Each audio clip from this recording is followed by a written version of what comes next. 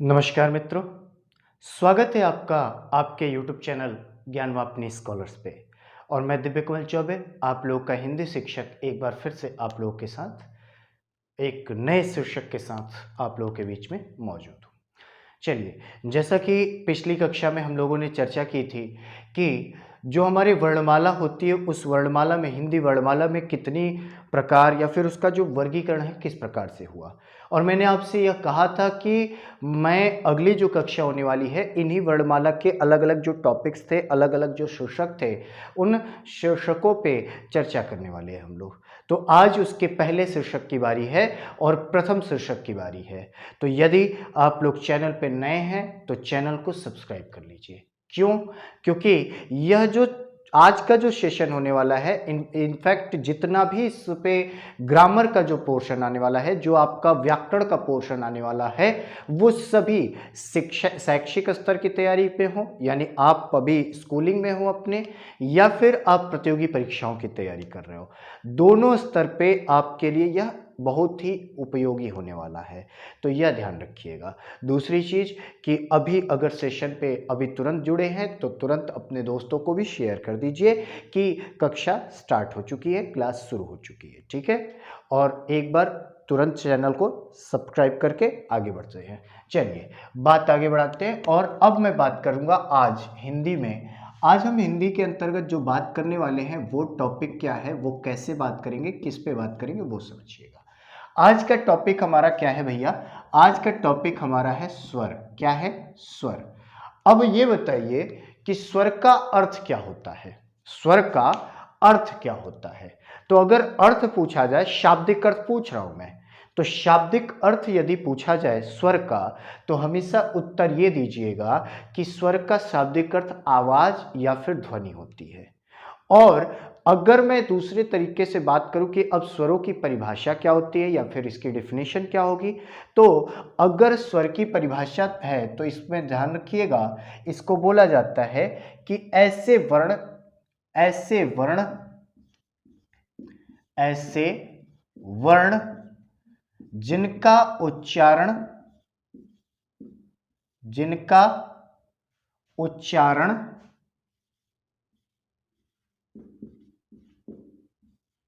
उच्चारण स्वतंत्रता पूर्वक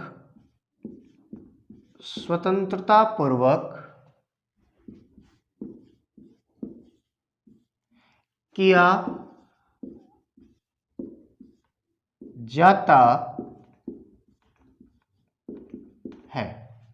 ठीक है, ऐसे वर्ण जिनका उच्चारण स्वतंत्रता पूर्वक किया जाता है, उसे हम क्या कहेंगे? उसी को हम क्या कहते हैं?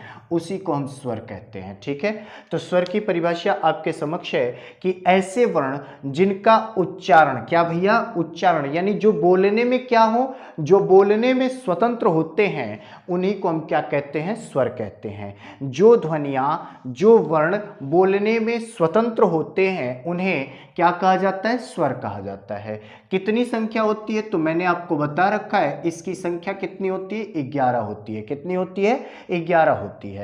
अब मैं बात करूं यदि कि जो 11 स्वर आपको दिख रहे हैं, 11 स्वर कौन कौन से होते हैं, तो इसको भी मैंने लिखवा रखा था पिछली कक्षा में, थोड़ा सा जब सामान्य परिचय में दे रहा था तो उसमें मैंने इसको बता रखा था। देखिए, इसमें कौन कौन से आते हैं तो उनको नोट कीजिएगा। इसमें आता है अ, आ, छोटी, बड़ी, छोटाऊ, बड़ाऊ, री, ए, ओ, औ।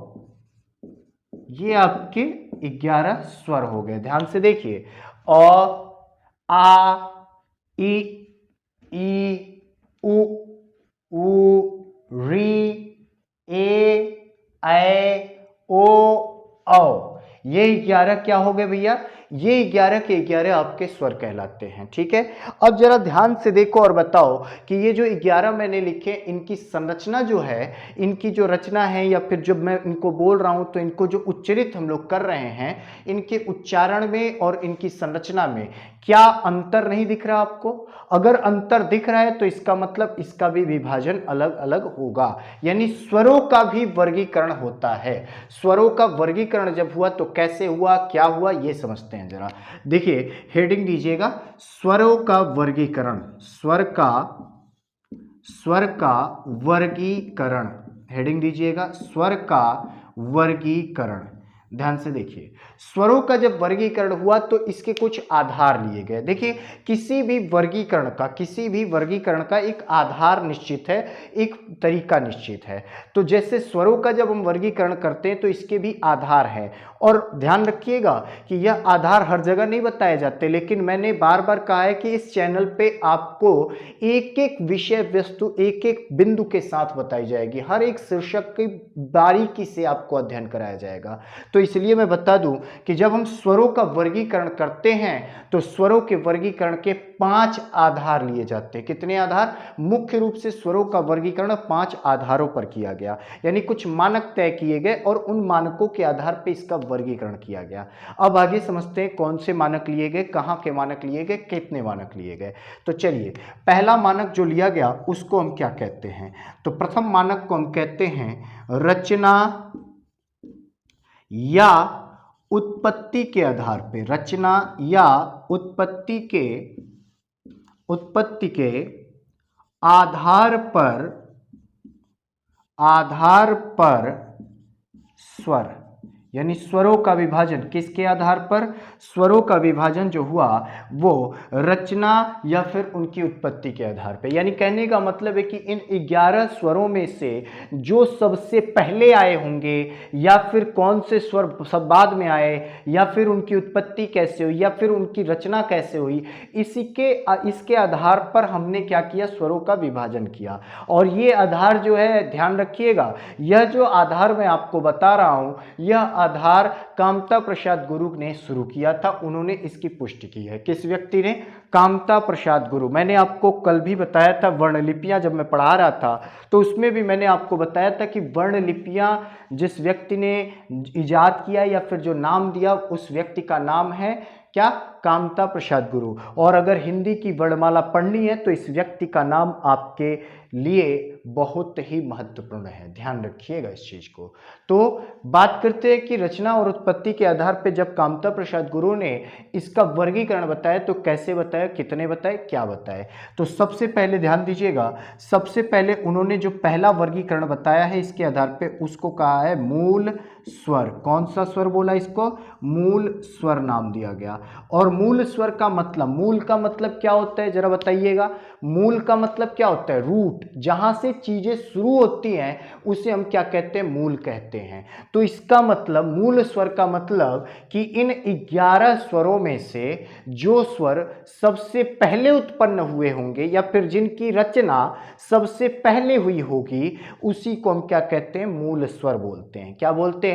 मूल स्वर बोलते हैं। ठीक है, तो मैं बोल रहा हूं, नोट भी करते चलिएगा। देखिए, परिभाषाएं यहां पे मैं नहीं लिखवा पाऊंगा, आपको मैं इसकी जिक्र बताऊंगा। परिभाषा अगर लिखनी है तो आराम से क्लास को देखो, नोट करते चलो। चैप्टर वाइज क्लास मैंने बनाई है पूरी की पूरी, तो आप आराम से चैप्टर वाइज भी कंटेंट को देख सकते हैं, आप आराम से नोट्स बना सकते हो। ठीक है, तो मूल स्वर का मतलब क्या होता है? नोट करते चलिएगा कि वे स्वर जिनकी उत्पत्ति या रचना सबसे पहले मानी जाती है, उन स्वरों को मूल स्वर की संज्ञा दी गई। कौन सी संज्ञा? मूल स्वर के नाम से जाना गया या फिर मूल स्वर की संज्ञा दी गई।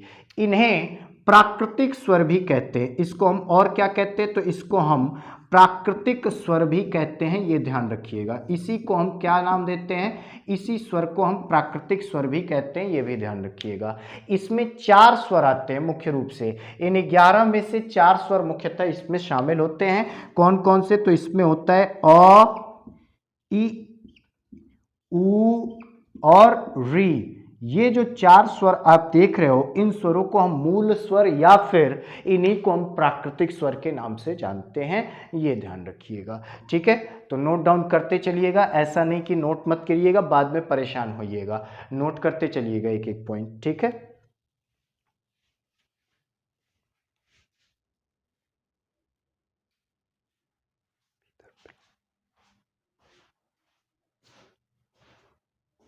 तो अगले पे बढ़ते हैं। देखिए जरा, अब बात करते हैं दूसरे पे। दूसरा क्या है भैया? दूसरा हमारा कहलाया, जिसको हमने नाम दिया संधि स्वर। क्या नाम दिया? संधि स्वर नाम दिया हमने। अब संधि का मतलब क्या होता है? संधि का मतलब जुड़ना होता है, यानी ऐसे स्वरों की बात की गई जो दो स्वरों को मिलाकर बनते हैं, यानी जिनकी रचना जो है वो दो स्वरों को मिलाकर हुई। उन स्वरों को हमने क्या नाम दिया? संधि स्वर नाम दिया। क्या नाम दिया? संधि स्वर नाम दिया। और संधि स्वर यानी इसमें मिलने की जो प्रक्रिया है, दो रचना बनने की जो प्रक्रिया है, जो मैंने कहा कि दो स्वरों के मिलकर एक नए स्वर का निर्माण होता है, तो संधि स्वर कहते हैं। तो जो मिलने की प्रक्रिया है ये भी दो तरीके से होती है। एक तो या तो वह अपने ही रूपों में मिल जाए, यानी कहने का मतलब है कि अगर अ है तो अ में ही मिल जाए, और या फिर वह अपने से किसी भिन्न स्वर में मिल जाए, जैसे अ है तो ई में मिल जाए। तो दो तरीके से इसकी संरचना बन रही है, दो तरीके से मिलान प्रक्रिया हो रही है। तो उस मिलान प्रक्रिया के आधार पर इस स्वर संधि को भी कितने भागों में बांटा गया? दो भागों में बांटा गया। कितने भागों में? दो भागों में। जो पहला भाग आया उसको नाम दिया गया, पहले भाग को नाम दिया गया क्या भैया? दीर्घ स्वर नाम दिया गया। कौन सा स्वर? दीर्घ स्वर नाम दिया गया। इस पॉइंट को जरा समझिएगा, दीर्घ स्वर नाम दिया गया। और कहा यह गया दीर्घ स्वर में, अब यहां पे दीर्घ स्वर आया है, अभी आगे भी आएगा। इस पॉइंट को समझिएगा, ये दीर्घ स्वर किसके आधार पे है? रचना या फिर उत्पत्ति के आधार पे। अगर प्रश्न ये पूछे कि रचना के आधार पे दीर्घ स्वरों की संख्या, तो यहां से बताइएगा, और आगे एक और टॉपिक है उसमें भी दीर्घ स्वर है, तो वहां पर इसकी संख्या बदल जाती है। तो यदि मैं बात करूं यहां पे कि दीर्घ स्वर क्या होते हैं, कितने होते हैं, तो ध्यान से समझिएगा, जरा समझिए। अगर कहा कामता प्रसाद गुरु ने कि यदि समान मूल स्वर आपस में जुड़ते हैं, समान मूल स्वर आपस में जुड़ते हैं तो अपना दीर्घ बनाते हैं। क्या बोला? समान मूल स्वर। समान मूल स्वर कहने का तात्पर्य क्या था उनका? समान मूल स्वर कहने का तात्पर्य यह है कि जैसे अ है, एक मूल स्वर है, और अ अपने ही अ रूप में जुड़ जाए, यानी समान रूप में जुड़े, तो अपना क्या बना देता है? बड़ा रूप बना देता है। क्या बना देता है? बड़ा रूप बना देता है। तो ये जो बनाता है यही क्या कहलाते हैं? दीर्घ कहलाते हैं। क्या कहलाते हैं? दीर्घ कहलाते हैं। तो इसमें नोट कर लीजिएगा कि समान मूल स्वरों के आपस में मिलने पर, समान मूल स्वरों के आपस में मिलने पर उसका दीर्घ बनता है, उसका दीर्घ बनता है। कैसे बनता है? तो यहां पर रचना मैं बता रहा हूं, देखिए ध्यान से। अब अगर मैं बात करूं छोटी प्लस छोटी की, तो छोटी प्लस छोटी बराबर क्या हो जाता है? बड़ी ई बनाता है। क्या बनाता है? बड़ी ई बनाता है। अगर मैं छोटाऊ की बात करूं, यानी ऊ प्लस ऊ बराबर ऊ, यानी बड़ा ऊ, ऐसे बनता है। लेकिन क्या री का बड़ा होता है क्या हिंदी में? तो री का बड़ा तो हिंदी में पाया ही नहीं जाता, तो इसलिए री का दीर्घ भी नहीं होता, तो इसलिए इसकी संरचना भी बनाने की आवश्यकता नहीं है। तो कौन कौन से हो गए भैया? आपका इसमें हो जाएगा आ, क्या हो जाएगा? आ। क्या हो जाएगा उसके बाद? ई के बाद ऊ। तो ये आपके क्या हो गए? ये तीन आपके जो हैं क्या हो गए? दीर्घ स्वर। और किसके आधार पे हुए? रचना या फिर उत्पत्ति के आधार पे। तो इस बात को ध्यान रखिएगा कि यदि प्रश्न ये पूछे कि रचना और उत्पत्ति के आधार पर दीर्घ स्वरों की संख्या कितनी है, तो क्या बताएंगे? तीन है। कितनी? तीन है। कौन कौन से? आ, ई, ऊ, ये तीन आपके दीर्घ स्वर रचना के आधार पे बोले जाते हैं। चलिए आगे बढ़ते हैं और थोड़ा सा अब पढ़ते हैं कि ये दीर्घ स्वर तो मैंने बता दिया। अब इसमें जिसके विषय में हमें पढ़ना है वो कौन सा है, वो कौन सा स्वर है, कैसा स्वर है, जिसको हमें पढ़ना है, जो कि अभी संधि स्वर का दूसरा रूप होगा। मैंने कहा था ना कि संधि स्वर दो रूपों यानी दो तरीके से मिलान, तो एक मिलान तो मैंने बता दिया कि समान मूल स्वर आपस में जुड़ेंगे। दूसरा मिलान होता है कि यदि कोई मान लीजिए मूल स्वर है और वो मूल स्वर आपस में न जुड़कर क्या बोलते हैं, एक दूसरे से जुड़ते हैं तो वो क्या बनाते हैं, संयुक्त स्वर बनाते हैं। कौन सा स्वर, संयुक्त स्वर बनाते हैं, ये ध्यान रखिएगा। जब दो अलग अलग मूल स्वर आपस में जुड़ते हैं, जब दो अलग अलग मूल स्वर या फिर भिन्न भिन्न असमान मूल स्वर आपस में जुड़ते हैं तो वे संयुक्त स्वर का निर्माण करते हैं। किसका निर्माण करते हैं, संयुक्त स्वर का निर्माण करते हैं। चलिए देखिएगा इसमें कौन कौन से आएंगे। जैसे मान लीजिए अगर मैं बात करूं अ की, तो अ में अगर मैं ई जोड़ दूं तो अलग अलग है, दोनों भिन्न भिन्न है। दोनों को जोड़ने पे यदि रिजल्ट में आपके ए बन जाए, क्या बन जाए, ए बन गया, तो ये जो ए बनकर आपके समक्ष आया हुआ ये क्या कहलाएगा, संयुक्त स्वर कहलाएगा। और यदि मैं इसी ए में एक मात्रा की वृद्धि कर दूं तो क्या बन जाता है, ए बन जाता है। क्या बन जाता है, ए बन जाता है। और यदि मैं अ में उ जोड़ दूं, अ में उ जोड़ दूं तो ओ बनेगा। क्या बनेगा, ओ बनेगा। और यदि मैं अ में ओ जोड़ दूं तो अ बनेगा। क्या बनेगा, अ बनेगा। ये आपके जो हैं, ये जो आपके चार आपको दिख रहे हैं, यही चार क्या कहलाते हैं, यही चार आपके संयुक्त स्वर कहलाते हैं। क्या कहलाते हैं, संयुक्त स्वर। और ये ध्यान रखिएगा, ये इंपॉर्टेंट है, कई एग्जामों में इसके विषय में पूछा जाता है कि ये कौन सा स्वर है या फिर इसको कैसे इसकी संरचना हुई है। ठीक है, तो ध्यान रखिएगा। अच्छा, ये जो बता रहा हूं ये क्या बता रहा हूं, ये मैंने कहा कि यहां पर ये दो स्वरों से मिलकर बनते हैं। मैंने स्वर की परिभाषा बताई कि वो उच्चरित स्वतंत्र रूप से होते हैं। तो क्या दोनों सेटिस्फाइड एक दूसरे को कर रहे हैं, तो ध्यान दीजिए, मैंने स्वर की परिभाषा जो आपको बताई है वो कहा है कि उच्चरित स्वतंत्र होते हैं। ये नहीं कहा था कि रचना स्वतंत्र होती है, मैंने कहा था कि वो उच्चारण जो है, बोलने की जो ध्वनि निकलती है वो ध्वनि स्वतंत्र होती है, रचना इनकी दो से हो सकती है, ये ध्यान रखिएगा। ठीक है, चलिए आगे बढ़ते हैं। अब दूसरे आधार पे हम पहुंचते हैं। दूसरा आधार हमारा क्या है भैया, तो जो दूसरा आधार है वो हमारा कहलाता है, दूसरा आधार जो हमारा कहलाता है उसका नाम है मात्रा। मात्रा काल के आधार पर स्वर। किसके आधार पे स्वर भैया, मात्रा काल के आधार पे स्वरों के विभाजन की बात हो रही है। अब ये बताइए कि इसमें एक शब्द मैंने लिखा है मात्रा काल, तो ये मात्रा काल क्या होता है भैया, तो सबसे पहले तो मात्रा का मतलब समझ लीजिए। मात्रा कहते हैं किसी भी स्वर के सिंबल को। क्या कहते हैं, किसी भी स्वर के सिंबल को। और अगर काल की बात करें तो समय, यानी किसी भी स्वर को बोलने में, किसी भी अक्षर को इनफैक्ट कहिएगा, किसी भी अक्षर को बोलने में लगा समय ही क्या कहलाता है, मात्रा काल होता है। तो ये मात्रा काल शब्द का मतलब होगा कि किसी भी अक्षर को बोलने में लगा समय,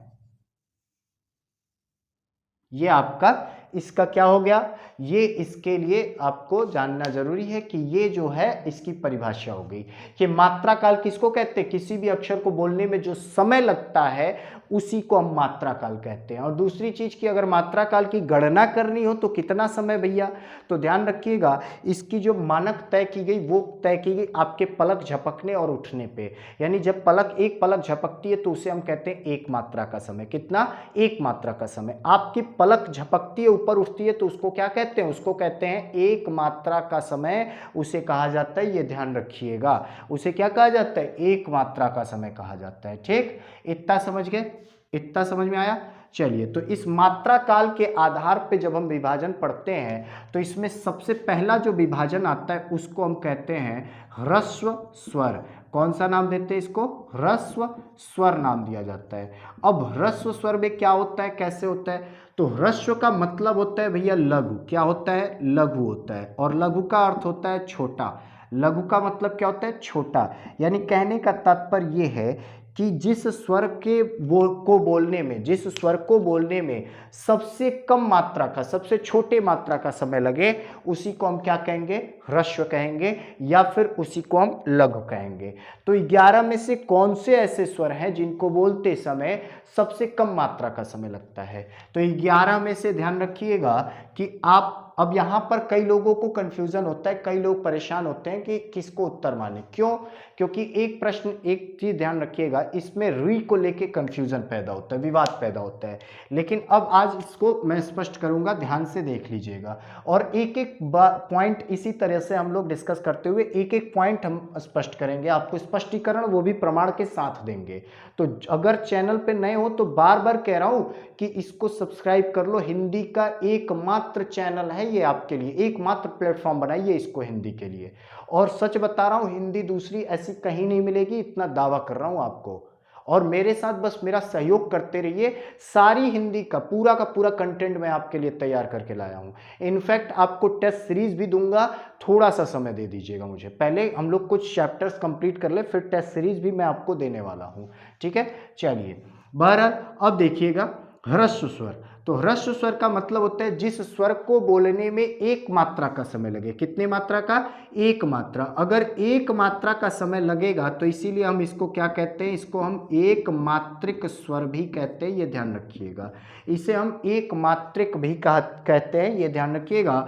और इसमें जो स्वर आते हैं, इसमें होता है अ, उसके बाद ई, उसके बाद छोटा उ। ये 3 स्वर तो इसके मूल स्वर होते हैं, मूलतः होते हैं, इसके मूल रूप से यही होते हैं। एक होता है री। री को मैंने थोड़ा दूर क्यों लिखा है भैया, क्या कारण है? तो समझिए, री जो है ना, री को बोलने में 1.5 मात्रा का समय, यानी आपकी पलक जो है झपकती है, ऊपर आती है, फिर एक बार नीचे जाती है, लेकिन दोबारा ऊपर आने से पहले री का उच्चारण हो जाता है। यानी कहने का मतलब ये है कि पलक झपकने का 3 क्रम, झपका यानी बंद हुआ, फिर ऊपर आया, फिर बंद हुआ, तो ये जो क्रम है इसी को हम कहते हैं 1.5 मात्रा। तो इतनी मात्रा में इसको निमीष कहते हैं, निमीष क्या कहते हैं, निमीष कहते हैं। तो इतने निमीष में आपकी री का उच्चारण होता है, इसलिए री को हम ह्रस्व स्वर में अपवाद के रूप में रखते हैं। किस रूप में? अपवाद रूप में। ऐसा क्यों किया जाता है? क्योंकि इसका कोई दीर्घ नहीं होता, तो ये अपवाद है री, ये ध्यान रखिएगा। तो अ, ई, उ, री ये अपवाद है। ये क्या है? अपवाद है। इसमें री जो है ये अपवाद है। ये 3 स्वर एक मात्रिक या फिर ह्रस्व या फिर लघु में आ सकते हैं, ये ध्यान रखिएगा। अब आपका प्रश्न होगा कि क्या सर फिर प्रश्न आएगा तो क्या करेंगे?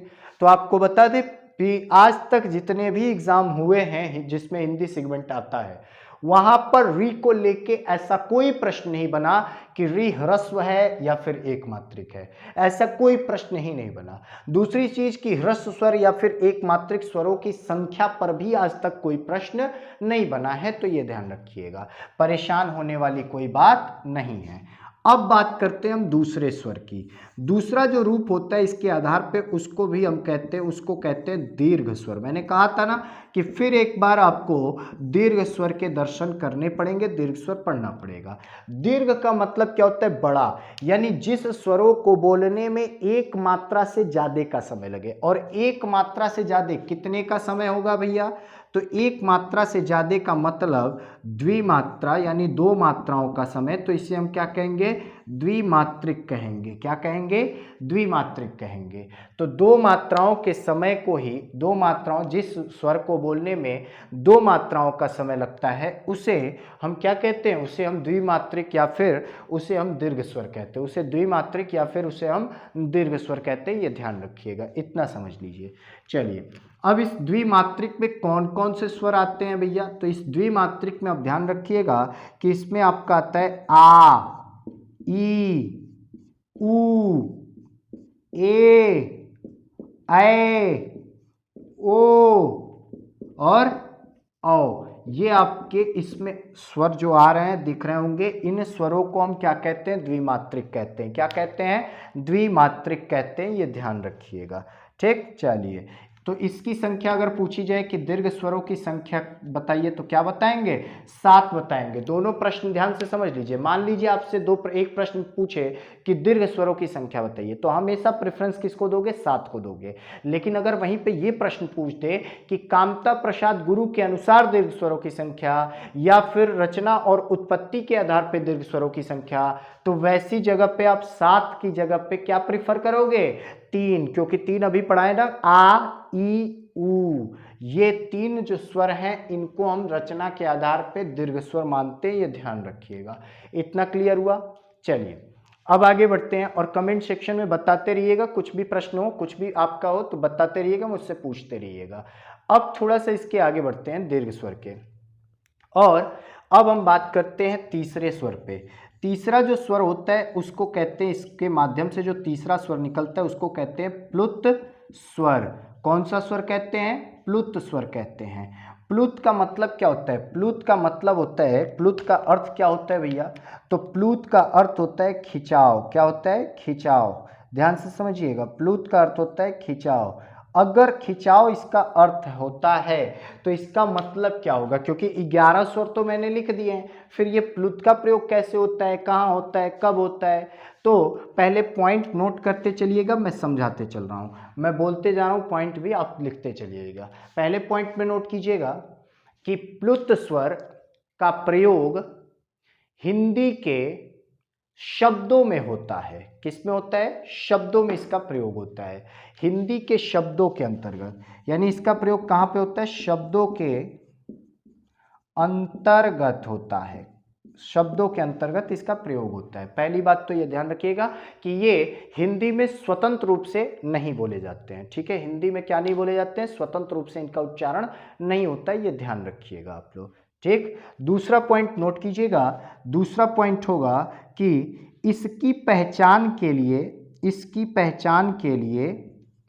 इसकी पहचान के लिए शब्दों में इनके आगे, शब्दों में इनके आगे, इनके आगे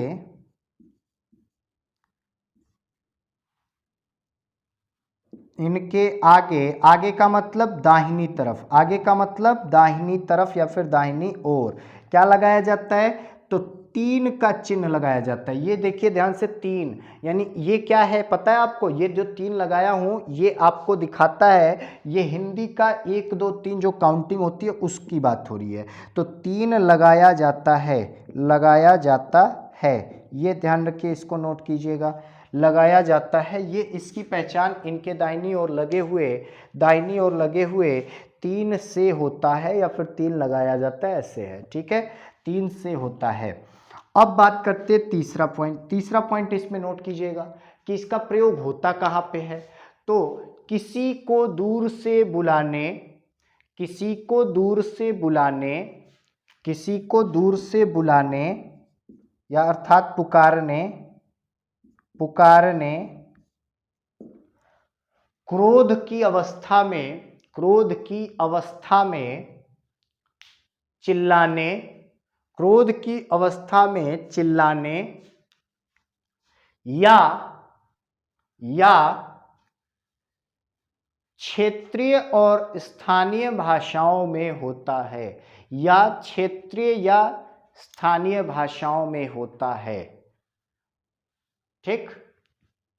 चौथा पॉइंट लिखिएगा, चौथा पॉइंट लिखिएगा, एक और पॉइंट देखिए ध्यान से क्या मैं कह रहा हूं।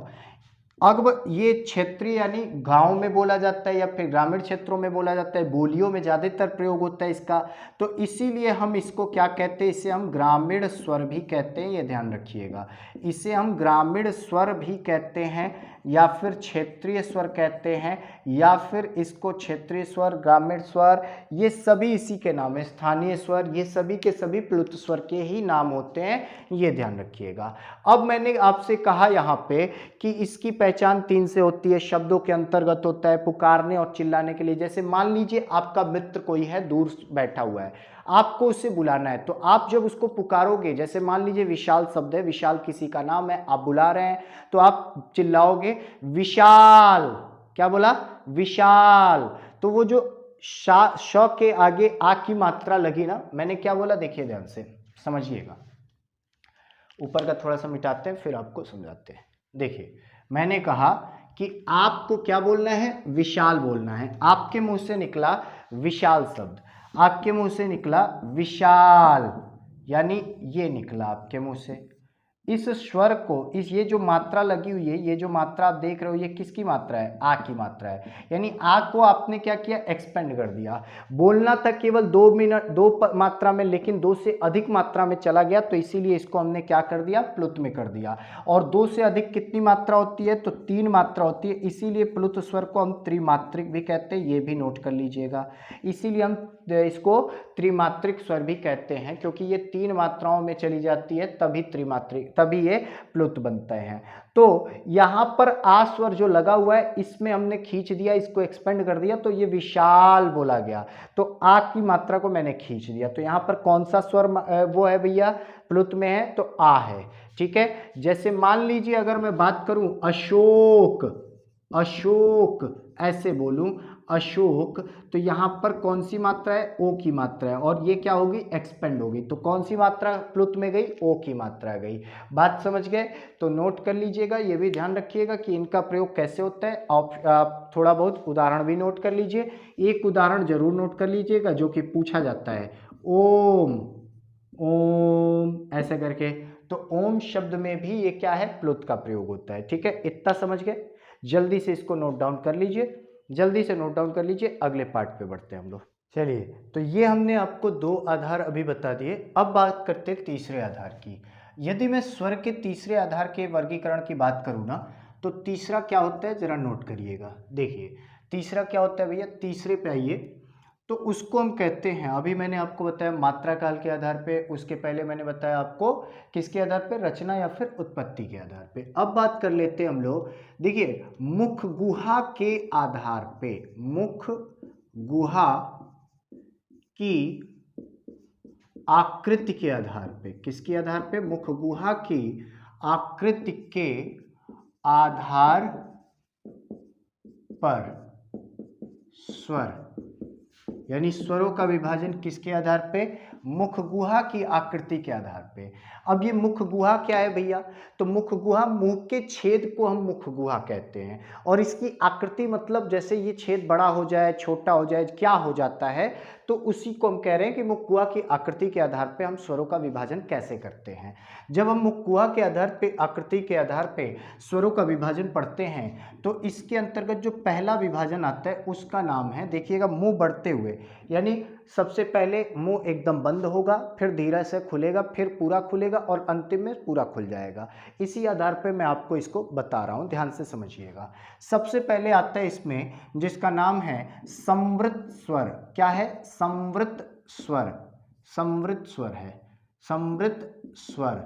अब ये संवृत स्वर क्या होता है भैया, तो समझिएगा ना, संवृत का अर्थ क्या होता है, संवृत का अर्थ होता है तंग, तंग मतलब, तंग मतलब एकदम कम, यानी ऐसे कह दीजिए, तंग का मतलब पतला, तंग का मतलब पतला, यानी ऐसा रास्ता, जिस संवृत ऐसे एक रास्ते को बोलते हैं जो कि एकदम तंग हो, यानी जिस रास्ते को केवल कहा जाए, या फिर मुंह जो होता है ना आपका मुंह, तो मुख का जो गुहा होता है, कि जिस स्वर को बोलने में मुख का गुहा केवल नाम भर का खुलता है, कहने भर का। जैसे देखिए मेरे हाथों को मान लीजिए, अगर माने कि यह मुंह है हमारा, तो केवल कहने भर का खुल रहा है, तो इसी को हम क्या कहते हैं, संवृत स्वर कहते हैं। जब हमारा मुंह, जब हमारे, ऐसे नोट कर लीजिएगा, इसकी परिभाषा नोट कर लीजिएगा, बता देते हैं कि जिन स्वरों के उच्चारण में, जिन स्वरों के उच्चारण में मुख गुहा केवल कहने भर के लिए खुलता है, अर्थात वायु को बाहर निकलने का मार्ग नहीं मिलता, यानी अब एकदम ऐसे रहेगा तो हवा को तो रास्ता मिलेगा नहीं बाहर निकलने का, तो इसका मतलब इससे हवा जो होती है एकदम पतले रास्ते से जैसे तैसे निकल पाती है घर्षण करते हुए, तो इसीलिए इसको क्या बोलते हैं, संवृत स्वर कहते हैं। और कौन से ऐसे अक्षर होते हैं जिनको बोलोगे तो आपके मुंह एकदम कहने भर का खुलेगा, जरा बोलिए, ई, कोई भी दोनों में से कोई भी ई बोल के देखिए घर पे, वो जहां आप बैठ के देख रहे हो वहीं से बोलो, ई, देखिए एकदम छोटा सा खुल रहा है, एकदम ई, देख रहे हैं, तो इसको क्या बोलेंगे, संवृत बोलेंगे। और एक और इसमें 2 और लिखिएगा, ऊ, ऊ, ये बोल के देखिए, देखिए होठ एकदम ऊ, ऊ, देख रहे हैं, ये एकदम छोटा सा खुल रहा है, तो इसी को हम क्या कहते हैं, संवृत कहते हैं, जिसका अर्थ होता है तंग, या फिर इसको हम सकरा भी बोलते हैं, ये भी ध्यान रखिएगा, इसको हम सकरा या फिर तंग कहते हैं। ठीक है, तो ये समझ में आ गया, ये आपके समझ में आई थिंक आ गया होगा। अब आगे बढ़ते हैं, और मैंने कहा ना कि मुंह खुलने के आधार पे मैं आपको बताऊंगा जैसे जैसे बढ़ते हुए क्रम में। तो अब संवृत था, जब इसके आगे बढ़ते हैं तो आता है अर्ध संवृत। क्या आता है, अर्ध संवृत। क्या आता है भैया, अर्ध संवृत आता है। अब ध्यान रखिए जरा, अब ध्यान से देखिए अर्ध संवृत कैसे होता है।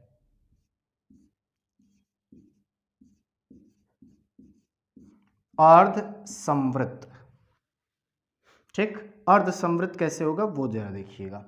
अर्ध संवृत अगर मैं बात करूं तो ध्यान से समझिए, अर्ध का मतलब क्या होता है, अर्ध का मतलब होता है आधा, अर्ध का मतलब क्या होता है, आधा, आधा, और ये क्या कह रहा है, संवृत, यानी आधा जब खुला हुआ होगा, यानी आधा तंग होगा, तो उसे हम क्या बोलेंगे, अर्ध संवृत बोलेंगे।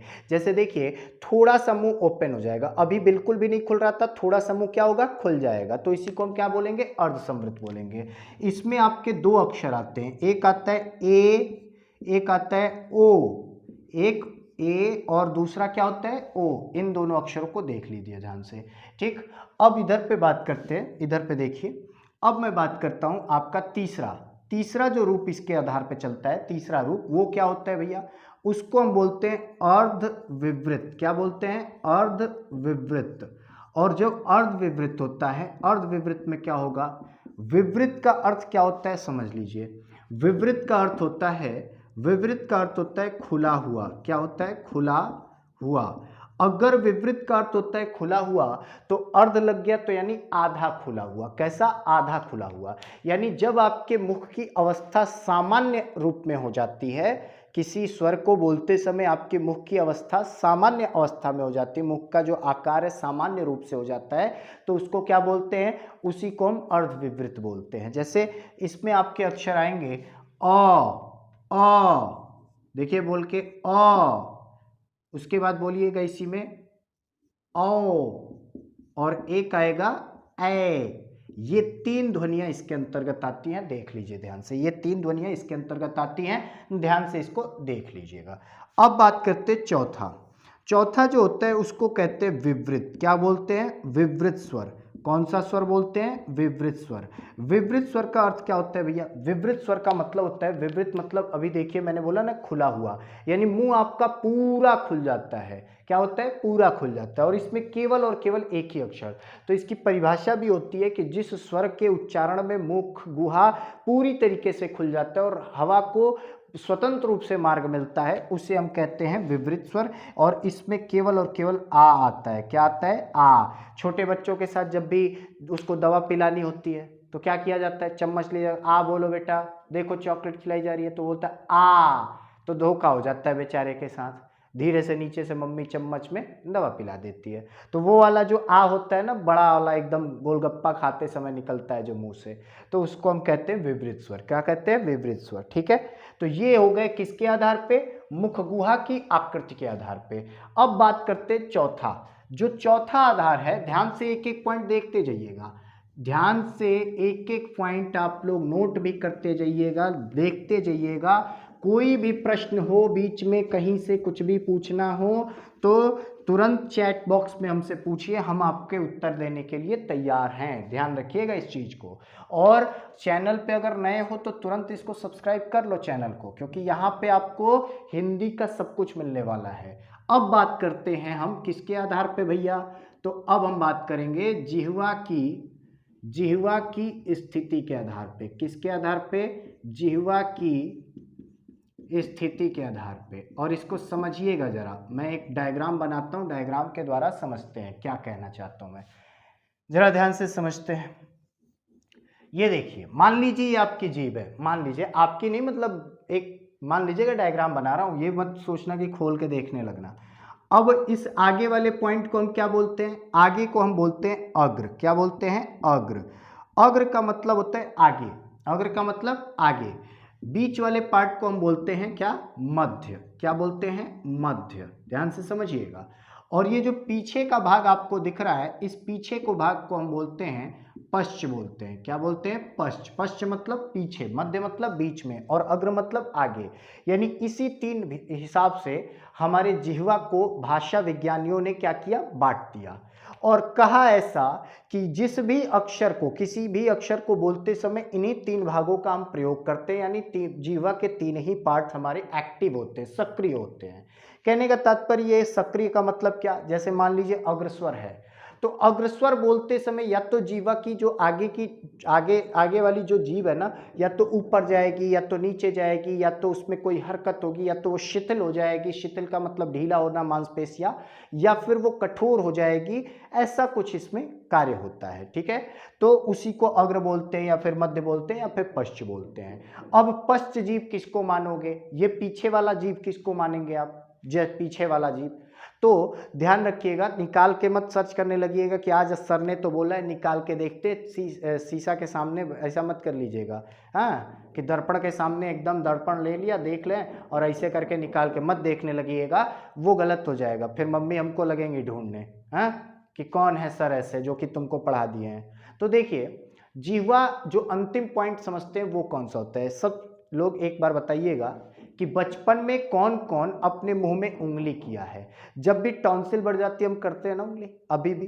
तो जब करते हैं उंगली तो इस वाले पॉइंट पे, यहाँ इस वाले पॉइंट पे डायरेक्ट, जहाँ पे मैं दिखा रहा हूँ ये पॉइंट, हाँ बिल्कुल ये पॉइंट, यहाँ पे जब आप जाओगे तो कुछ ऐसा मांस का लोथड़ा लटकता हुआ पाओगे, मांस का एक लोथड़ा लटकता हुआ ऐसे पाओगे बीच में, और उसके दोनों साइड में भी दो मांस के ऐसे लोथड़े होते हैं। ये पॉइंट होता है वो, ये यहाँ से लेके और यहाँ तक को। तो इसी को हम क्या कहते हैं? मैं थोड़ा सा कैमरे के जूम करता हूँ, देखो ये देखो, इस पॉइंट को हम क्या कहते हैं? इसी पॉइंट को हम कहते हैं वोकल कॉर्ड, स्वर तंत्री। और यहाँ पे होता है वो पॉइंट जो कि मैं बता रहा हूँ, ये इसी पॉइंट पे हमारी जिह्वा का अंतिम पॉइंट माना जाता है। क्या माना जाता है? जिह्वा का मूल माना जाता है, अंतिम पॉइंट माना जाता है। तो ये हो गया आपके जिह्वा का अंतिम पॉइंट। अब अगर कोई भी स्वर बोला जाएगा जिसमें पीछे की जीभ एक्टिव होगी यानी सक्रिय होगी, तो उसे क्या बोलेंगे? पश्च स्वर बोलेंगे। कौन सा स्वर? पश्च स्वर के नाम से बोलेंगे। अगर कोई स्वर बोला जा रहा है जिसमें बीच की जीभ सक्रिय हो रही है तो उसको हम क्या बोलेंगे? मध्य स्वर के नाम से बोलेंगे। और यदि आगे की जीभ एक्टिव है तो उसे हम अग्रस्वर के नाम से बोलेंगे। अब जरा समझते हैं कि इस अग्रस्वर में कौन कौन आते हैं, या फिर इनमें तीनों में कौन कौन से स्वर आते हैं।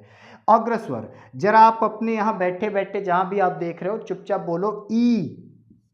ई, दोनों में से कोई ई बोलिए, छोटी चाहे बड़ी। और अब बोलिए ए, ऐ। ये चार स्वर बोलने पे क्या हो रही है? जीभ आपकी नीचे की तरफ जाएगी। इन चारों स्वरों को जब बोलोगे तो जीभ जो है, जीभ की आगे वाली जो नोक है वो नीचे वाले दांत पे जा रही होगी। तो इसी को हम क्या बोलते हैं? अग्रस्वर बोलते हैं। यदि मैं मध्यस्वर की बात करूं ना, तो मध्यस्वर में ध्यान से समझिएगा, एक ही स्वर आता है जिसका नाम है अ। और मध्यस्वर सबसे इंपॉर्टेंट होता है क्योंकि सब बहुत बार पूछा जा चुका है, हर एग्जाम में पूछा जाता है। अब क्या होता है मध्यस्वर में? तो ध्यान रखो, जब अ बोलोगे ना तो जरा ध्यान से समझोगे, उसको महसूस करने की कोशिश करिए। कि आप जब महसूस करने की कोशिश करेंगे तो आपको पता चलेगा कि आप जब बोलते हैं ना तो ये दोनों कर्व होते हैं, इधर से दोनों के दोनों कर्व होते हैं। कर्व का मतलब थोड़े से ऐसे हो जाते हैं। और जब कर्व होते हैं तो बीच में क्या पड़ेगा? गड्ढा पड़ेगा कि नहीं पड़ेगा? पड़ेगा। और थोड़ा सा कठोर हो जाते हैं। क्या हो जाते हैं? कठोर हो जाते हैं। यहाँ की मांसपेशियां जो होती है कठोर हो जाती है, थोड़ा सा ऐसे कर्व हो जाता है ये। तो अ बोलते समय ऐसा होता है, जैसे बोलिए अ, देखिए थोड़ा सा नीचे जाके ऐसे कर्व साइड में हो रहा है, थोड़ा सा गड्ढा बन रहा होगा। तो इसी को कहते हैं मध्य स्वर। अगर मैं पश्च स्वर की बात करूं, पश्च स्वर की, तो इसमें आपका आता है आ। बोल के देखिए, आपको लगेगा कि यहाँ पे कुछ हो रहा है, ये जो पॉइंट है ना दबाव पड़ रहा है इस पे, नीचे की तरफ खिसकता है। आ, ऊ, ऊ, ओ, औ। ये जो आपके अक्षर हैं, इन अक्षरों को हम क्या कहते हैं? पश्च स्वर कहते हैं। कई लोगों को आ रहा होगा कि सर री को छोड़ दिए हैं। री को छोड़ दिया हूं जानबूझ के, क्योंकि री का जो हिंदी के अंतर्गत है, हिंदी के अंतर्गत री का कहीं भी दूसरा विभाजन नहीं मिलता मूल स्वर को छोड़ के। अग्र स्वर में कई लोग जानते हैं क्योंकि कॉम्पिटिटिव पुस्तकों में बता दिया जाता है, क्योंकि री का जो उच्चारण होता है वो कर्व होकर मूर्धा से होता है, यानी जीभ आपकी ऊपर की तरफ टेढ़ी होती है और तब मूर्धा से, तो बोल सकते हैं अग्र स्वर में। लेकिन कहीं भी ऐसा जिक्र व्याकरण की अच्छी पुस्तकों में नहीं होता, ये ध्यान रखिएगा। तो ये किसके आधार पे हो गए? जीवा की स्थिति के आधार पे हो गए। किसके आधार पे? जीवा की स्थिति के आधार पे।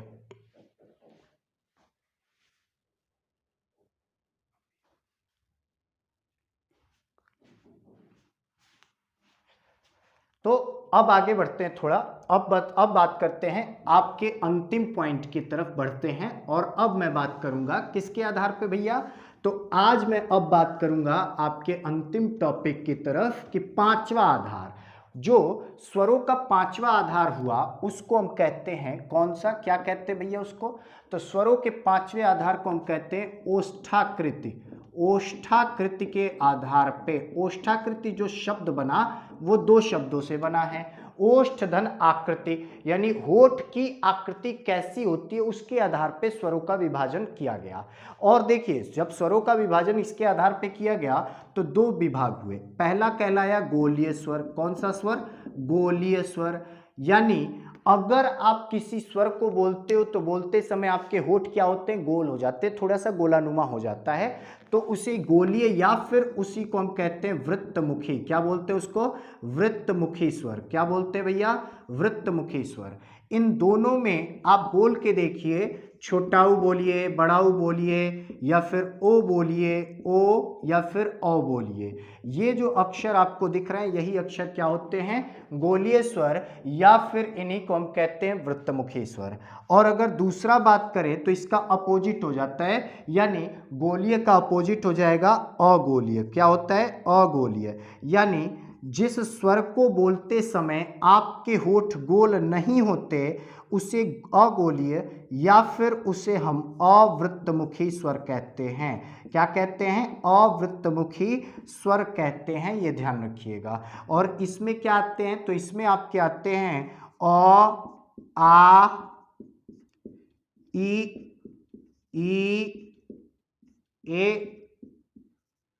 ए, ये आपके जो 6 अक्षर दिख रहे हैं, ये 6 स्वर आपके अगोलीय या फिर अवृत्तमुखी कहलाते हैं। तो नोट डाउन कर लीजिए। ये तो मैंने आपको बता दिया कि स्वरों के जो आपके अलग अलग प्रकार हुए, किसके आधार पे हुए, तो 5 आधारों पे मैंने आपको बता दिया। और एक और चीज देखिए, ज्यादा लंबी आज क्लास लगी है, मैंने लंबी क्लास कर दी है। पूरा का पूरा स्वर का एक पूरा का पूरा मैंने चैप्टर वाइज बना दिया है। अगर आपको आराम से देखना है तो देखो, चैप्टर भी इसमें कंटेंट है, तो आराम से चैप्टर वाइज भी देख सकते हो। जैसे आधारों के अनुसार 5 चैप्टर बना दिए हैं ताकि आप देख सको, ठीक है। और समझ लीजिएगा कि अगर चैनल पे नए हो तो सब्सक्राइब कर लो, बार बार कह रहा हूं। और अपने सभी मित्रों को, जो भी तैयारी कर रहे हैं, जो भी पढ़ रहे हैं, जिनको हिंदी पढ़ना है, वो इस चैनल से जुड़ जाएं। सभी मित्रों को ये शेयर कर दीजिए ताकि वो जुड़ जाएं। आपको ऐसी ही कक्षा प्रतिदिन मिलने वाली है, ठीक है। तो जल्दी से इसको नोट करिए ताकि कुछ पॉइंट्स और हैं उनको भी बताया जा सके। चलिए अब बात करते हैं स्वरों के कुछ अन्य भागों पे, अन्य महत्वपूर्ण विषयों पे, अन्य महत्वपूर्ण बिंदुओं पे, जो कि आपको जानने जरूरी है, जो कि अन्य लोगों से आपको अच्छा बनाएंगे, अच्छा आगे की तरफ प्रेरित करेंगे, ठीक है। तो समझते हैं कौन कौन से। एक बात बताइए, एक पॉइंट लिखिएगा, हैशटैग कीजिएगा और समझिए, क्या मैंने आपको स्वरों के सारे भेद बता दिए? हाँ या ना में उत्तर दे दीजिए। तो समझिएगा अभी नहीं। अब क्या बचा है सर ऐसा? तो कुछ पॉइंट्स ऐसे होते हैं जो ब्रह्मास्त्र कहलाते हैं। जैसे आप लोग जानते हो ना, ब्रह्मास्त्र मूवी आने वाली है, तो उसमें 11 अस्त्रों के ऊपर है चर्चा, है ना, कहा जा रहा है। मैं तो देखने भी नहीं जाऊंगा अभी तो बहुत बिजी हूं आप लोगों के समक्ष। हाँ, दिख रहा है ना। तो अगर मैं बात करूं, यदि मैं बात करूं तो इस 11 में से यदि मैं समझूं, इस स्वरों में से जो 11 स्वर हैं, तो इसमें एक और चीज निकलती है अ के विषय में। ये अ जो दिख रहा है ना, अ को एक और नाम दिया गया। अ को कहा गया उदासीन स्वर। कौन सा? उदासीन स्वर कहा गया। क्यों कहा गया भैया? जरा ये बताइए, आप लोग साइंस के स्टूडेंट होंगे, आप लोगों में से कई लोग, ये बताइए कि एटम यानी परमाणु के बनने में किस किस का हाथ होता है? जब उसको विखंडित करते हैं तो क्या क्या मिलता है हमें? इलेक्ट्रॉन, प्रोटॉन एंड न्यूट्रॉन मिलता है। तो वो जो इलेक्ट्रॉन प्रोटॉन होते हैं उनमें तो एक ऋणावेश होता है, एक धनावेश होता है। लेकिन क्या न्यूट्रॉन कैसा होता है भैया? जो नाभिक के केंद्र में पाया जाता है। तो वो तो उदासीन होता है ना। लेकिन अगर मैं न्यूट्रॉन निकाल दूं तो क्या परमाणु की संरचना कंप्लीट होगी? कभी नहीं हो सकती। तो बस अ भी वही है। ज्योतिरादिश्वर ठाकुर नाम के एक व्यक्ति हुए, नाम क्या है उनका? ज्योतिरादिश्वर ठाकुर। और ज्योतिरादिश्वर ठाकुर ने कहा कि ऐसा है कि ये जो अ दिख रहा है ना, ये जो अ दिख रहा है, अ की स्वयं कोई मात्रा नहीं होती, अ की कोई मात्रा नहीं होती, लेकिन अ जो होता है अपने रूप में, अपने आप में एक स्वतंत्र स्वर है, जिसके बिना कोई भी व्यंजन पूर्ण नहीं हो सकता। यानी इसका प्रयोग किए बिना व्यंजन का निर्माण ही नहीं कर सकते आप। तो इसलिए ज्योतिरादिश्वर ठाकुर ने इसे क्या कहा है? उदासीन स्वर कहा है, क्योंकि इसकी कोई अपनी मात्रा नहीं होती है, इसीलिए। ठीक है, इसको क्या कहा गया? उदासीन स्वर कहा गया। इस पॉइंट को भी नोट कर लीजिए, इस पॉइंट को भी आप लोग नोट कर लीजिए। अब थोड़ा सा आगे बढ़ते हैं और एक और पॉइंट समझते हैं। और पॉइंट देखिए, जो कि यूपीएसआई के पेपर में, जैसे अगर बात करें कि यूपीएसआई, मैंने कहा भी था आपसे कि यहां पर आपको हिंदी मिलेगी, किसी पर्टिकुलर एग्जाम की नहीं, सारे एग्जाम के लिए। तो इस यूपीएसआई में एक प्रश्न पूछा गया था जिसका नाम है कि मान स्वरों की संख्या कितनी है? तो भैया मान स्वर क्या होता है ये हम भी जान लेते हैं। मान स्वर क्या होता है? तो ध्यान दीजिए, आपको अगर मैं बात करूं कि हिंदी भाषा का इतिहास जो है, भाषा का, तो उसमें जब हम लोग पढ़ेंगे भाषा विज्ञान में, तब उसमें हम बताएंगे आपको कि सबसे पहले संस्कृत रही, संस्कृत के बाद पाली, पाली के बाद प्राकृत, प्राकृत के बाद अपभ्रंश, और अपभ्रंश के बाद जो भाषा आई है उसका नाम तो आप अवहट, अवहट के बाद प्राचीन। तो जो अपभ्रंश हुआ ना, अपभ्रंश में जो साहित्यकार होते थे वो 15 स्वरों का प्रयोग करते थे। कितने? 15 स्वरों का। और इन 15 स्वरों में से 8 स्वरों को मुख्य स्वर बोला जाता था, कि जिनका प्रयोग करने वाले बहुत प्रकांड विद्वान होते थे, माने जाते थे। और 7 स्वरों को क्या बोला जाता था? 7 स्वरों को गौड़ स्वर बोलते थे। क्या बोलते थे? गौड़ यानी द्वितीयक।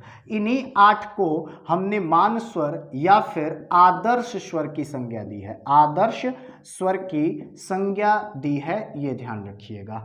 यानी अपभ्रंश में प्रयोग होने वाले 15 स्वरों में से 8 मुख्य स्वरों को आदर्श या मान स्वर की संज्ञा दी गई। किसने इसकी संज्ञा दी है? किसने इसकी पुष्टि की है? तो उस व्यक्ति का नाम है किशोरी दास वाजपेयी, किशोरी दास वाजपेयी, ये इस व्यक्ति का नाम है, ये ध्यान से देख लीजिएगा। इन्होंने कौन कौन सी रचना बताई? तो इन्होंने कहा कि आपको बता दे, इन्होंने जो 8 स्वर चुने हैं वो हैं अ, आ, छोटी, बड़ाऊ, ए, ऐ, ओ, औ। ये 8 स्वर क्या कहलाते हैं भैया? यही 8 स्वर आपके मान स्वर या फिर आदर्श स्वर के नाम से जाने जाते हैं।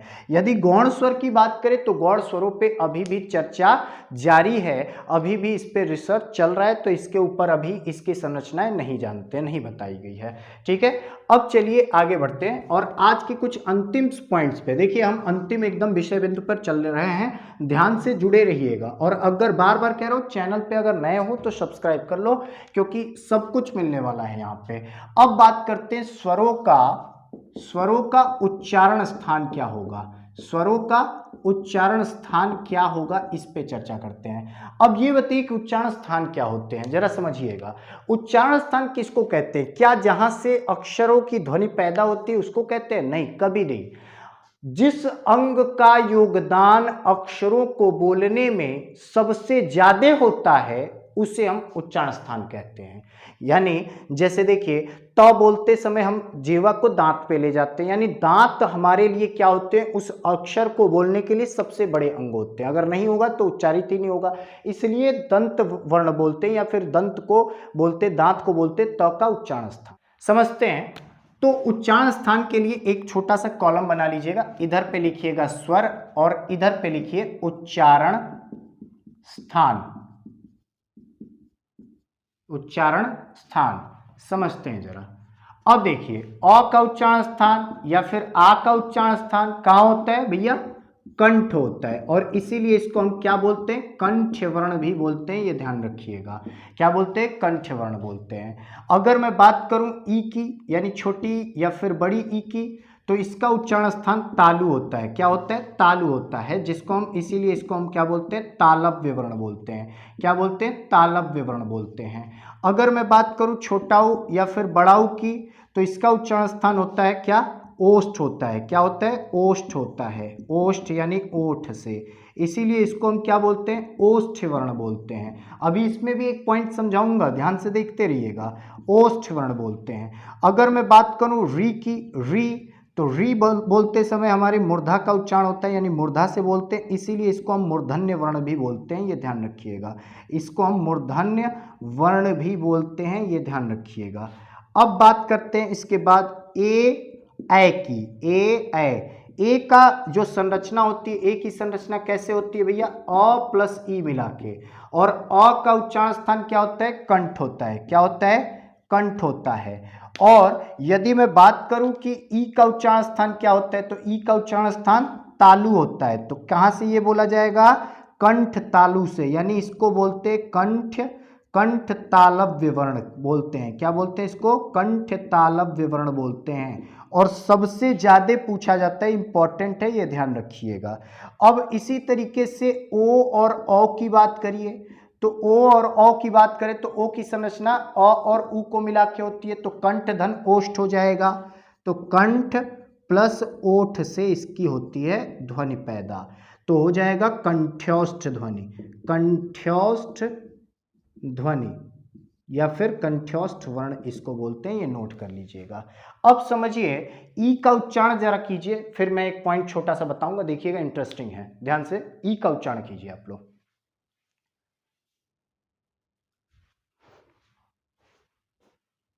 चलिए, ई का उच्चारण करने पे क्या हो रहा है, जिह्वा नीचे जा रही है, फिर कैसे तालु, और तालु कहाँ होता है भैया, तालु हम कहते हैं कि ऊपर का जो मसूड़ा होता है उसके ऊपर तालु होता है। जरा मैं एक स्ट्रक्चर बना रहा हूं, हंसिएगा मत आप लोग, देखिए ध्यान से, केवल मैं एक छोटा सा आपको समझाने के लिए बना रहा हूं। मान लीजिए ये क्या है, दांत है, मान लीजिए ये दांत है। दांत के ऊपर जब बढ़ते हैं तो ऊपर वाले भाग को हम क्या बोलते हैं, मसूड़ा बोलते हैं। क्या बोलते हैं, मसूड़ा। मसूड़े से ऊपर इधर को, इधर के भाग को हम बोलते हैं तालु। क्या बोलते हैं, तालु।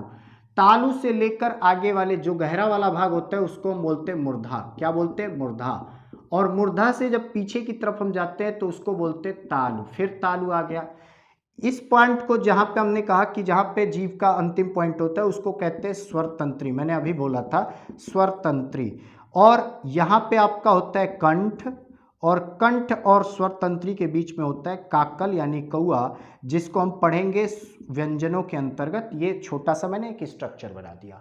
अब जरा ई बोलोगे तो यहां पे तो आ नहीं रही है, तो यहां पे आ रही है क्या, तो ध्यान रखिए, जब जिह्वा नीचे वाले दांत पे जाएगी तो ये पीछे वाली जिह्वा ऊपर उठेगी, और ऊपर उठेगी तो यहाँ पे स्पर्श करेगी कि नहीं करेगी, तो इसका मतलब पीछे वाले तालु से बोलते हैं। और दोनों तालुओं में फर्क क्या होता है, तो दोनों तालु में फर्क ये होता है कि यहाँ की चमड़ी जो होती है वो होती है क्या, कोमल होती है, तो इसको बोलते हैं कोमल तालु, और इसकी होती है कठोर तालु।